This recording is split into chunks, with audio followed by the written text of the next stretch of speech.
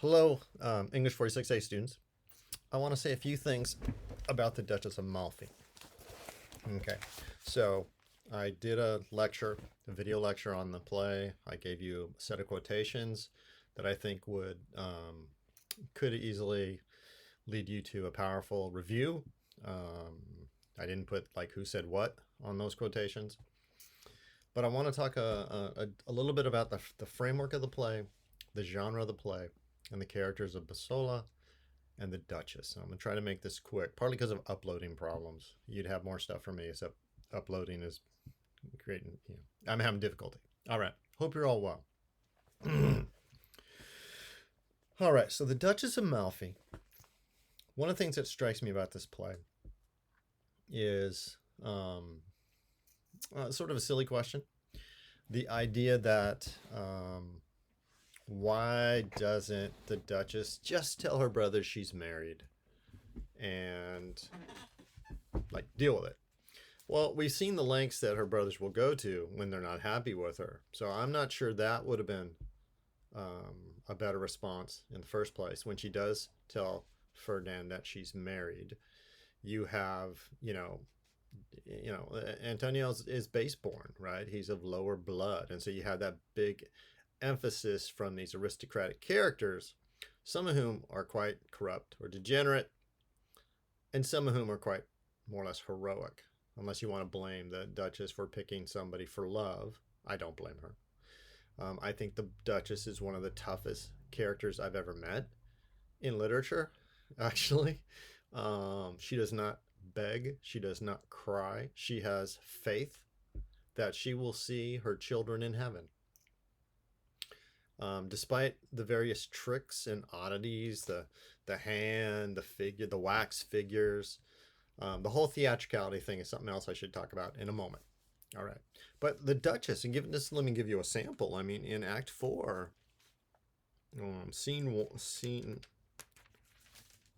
Act 4.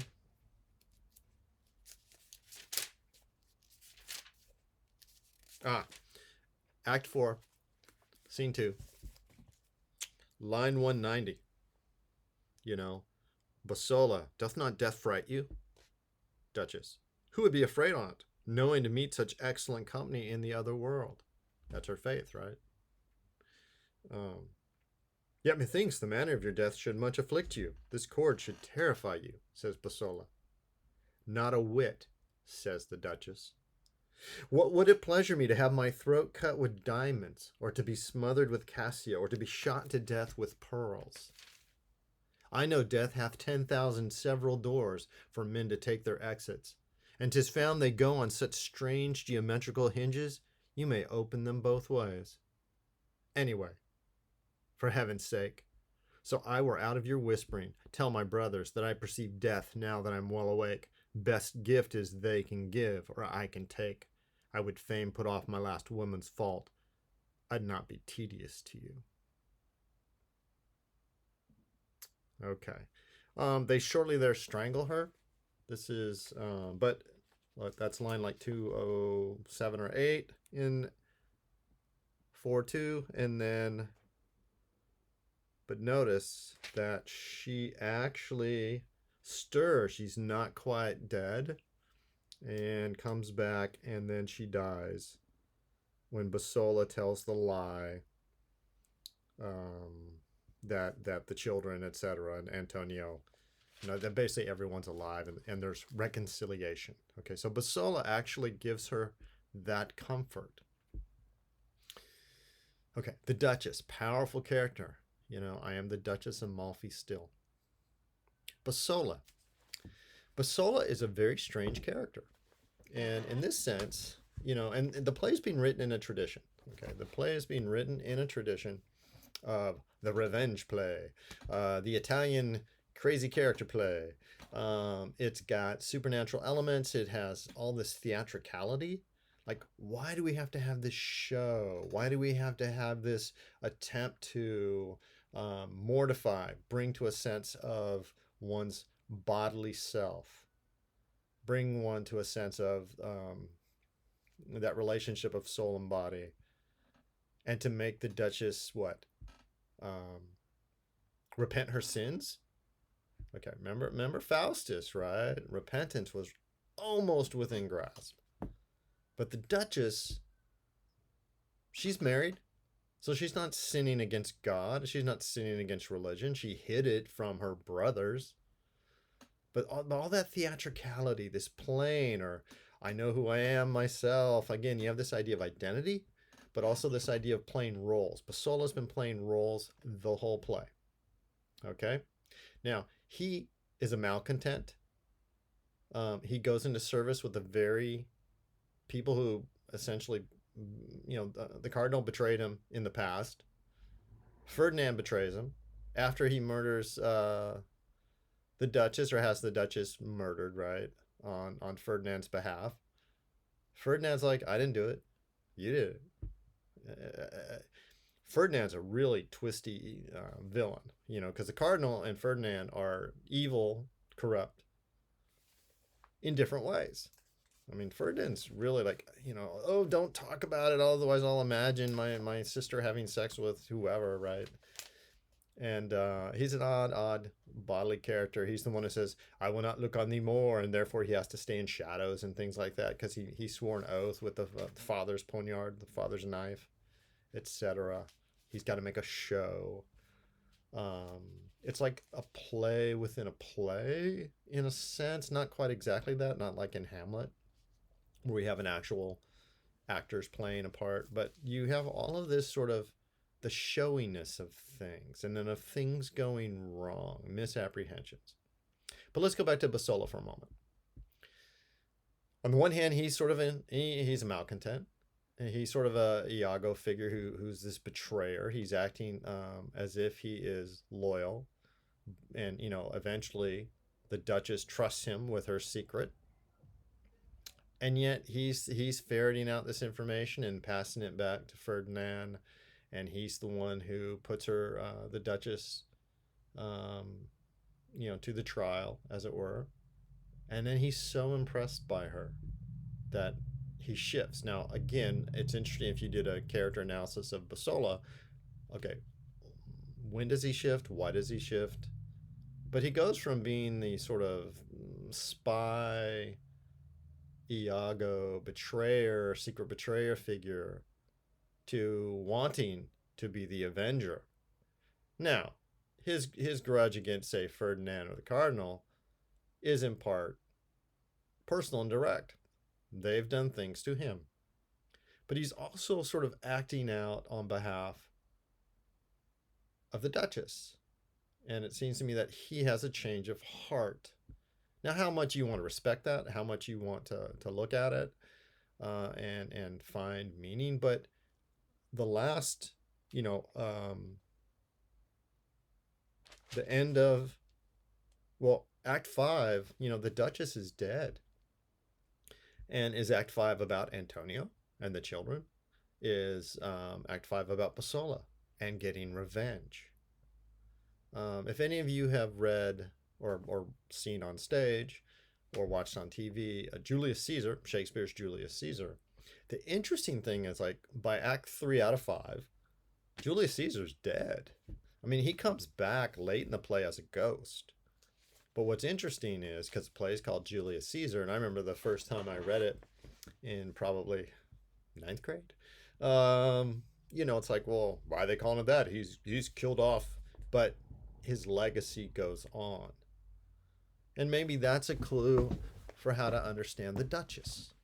And this play, this strange revenge play, this strange, twisty, how many bodies can we get on a stage kind of a play.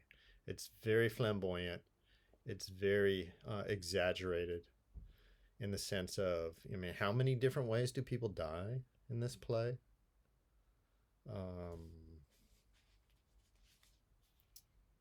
Serious. Now, I want to say a little bit more about theatricality. So I don't know what to do with that theme yet. I do know that it's a recurring pattern. There's various ways in which you have that. And as I look at my ancient notes, chasing a topic. Scratching the itch of ignorance, I say. Now, once I notice that there's something going on, the playing of roles, certain types of out there performance, subterfuge, the theater of mortification, I call it. So I notice a pattern, and then I try to think, well, what's it doing? How does it work? And how does it contribute? And in order to figure out how it contributes, I first have to figure out how it works, and then I have to figure out, and I'm using it to figure out. Okay, so it's a intertwined dynamic process. Obviously, it's important. The idea that we play roles, the idea that at one point the Duchess says, "I am the Duchess of Malfi still." And to me, there's a sincerity and there's an assertion of identity. You know, who's Bosola really? We get introduced to him early on. He murdered someone. He's an agent of the cardinal. He was in the galleys. He's a very worthy man who deserves better than he's gotten. He then goes into spurned publicly by the cardinal. He's sort of picked up by Ferdinand and empowered as an agent. He goes into the household of the Duchess with under false pretenses. This goes on for years, by the way, right? Because there has to be time enough for the marriage, the children, right, etc. I mean, a man who's living. At the same time, he also plays different roles. He comes in disguise in order to deal with the Duchess and try to get her to admit things.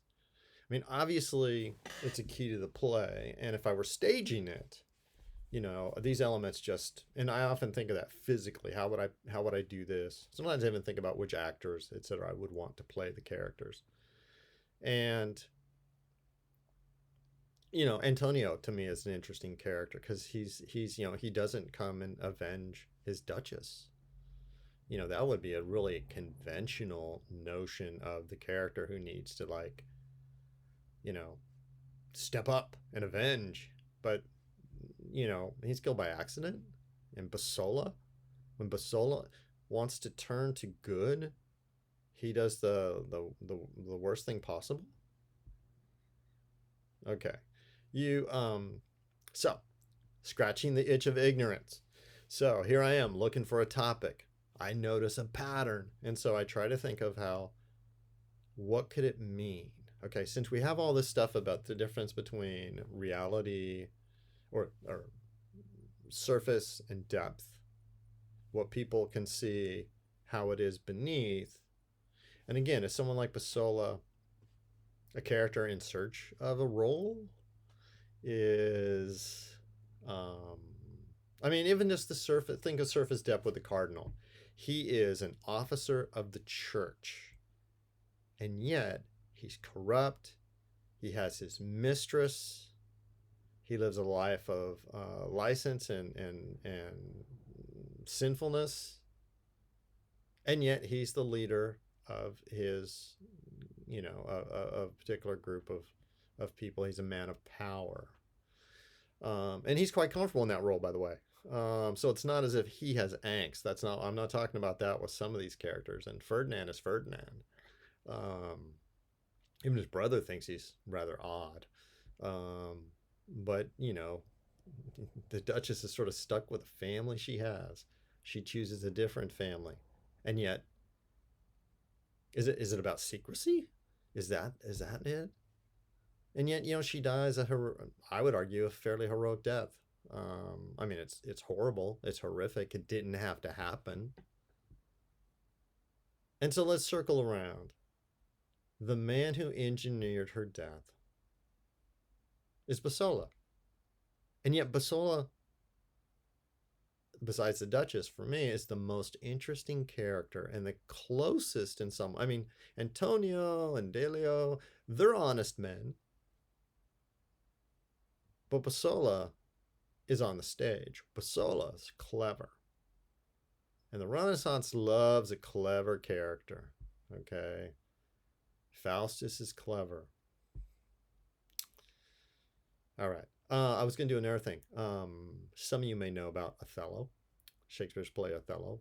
And there's often a joke made because Desdemona's female character gets murdered, and she is strangled, muffled under a pillow, usually. I think that's in the play. Strangled, muffled. But it takes a while, and you think she's dead, but she calls out again, and that's important because somebody hears her, and then she finally dies, and come on. In certain cases, you'd have to make that work if you were producing a stage version, right? Because otherwise, it's rife for comedy. The Duchess, the same thing. We think she's dead, but she's not. And because she comes back to conscience, Bosola, essentially, in the time between she's strangled and the time between she dies, I think Bosola has a crucial attitude change. Now, why did Webster want to have it happen there? And what's the effect of it? And also, how do you keep Bosola? I mean, is Bosola, in a way, one of the interesting characters because because we are privy to his private thoughts, he's more honest. Otherwise, there's just sort of fools and villains. I mean, Antonio's just not sharp enough to do what needs to be done. So I have a collection of thoughts. All right, I have a collection of thoughts, and the only way I can figure out what's my topic, do I have an intertwined topic about integrity, but also theatricality? Part of this is thinking about how the writer is trying to stage things in order to have certain effects happen. But it's the characters in the play who are also staging things. So I don't mean to be a tease, okay? But that's how I find my way towards a topic. I find something that exists. I then look for aspects of the play or whatever piece I'm looking at that either run fully with the topic that comes to my mind or that runs against it in a certain way. It's an itch, gotta scratch it. Okay. I mean, I see the same things in some of the sonnets. The idea of some of the sonnets, it's like, well, there's love, but why is it so painful? Okay, why does love torture so much? Is it the nature of love itself in a lot of those sonnets?